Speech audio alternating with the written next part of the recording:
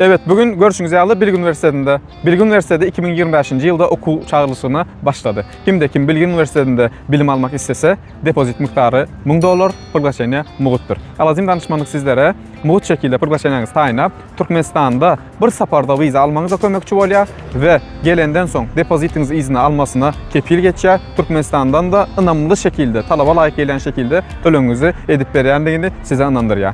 Mehriban ildeşlerim, görüşüňiz ýaly 2024-nji ýylda Türkmenistanyň Bilim Ministrligi tarapyndan tasdiklanýan universitetleriniň arasynda goşulandygy üçin geçen ýylan bir näçe okuwçylarymyzy Bilgi Universitetine registrasiýa etdik we şu wagt kaliteli şekilde bilim alýar. Siz hem bu universitette bilim almak isteseňiz, bu universitet dünýä derejesinde populär universitetlerin arasında yer alýar we görüşüňiz ýaly universite hayaty, kampusu şular ýaly eýlenceli. Bu universitette yer almak isteseňiz, hökmany suratda avukat Murat Bermanow ýa-da Azim danışmanlygynyň telefon bilgileri bilen habarlaşyň.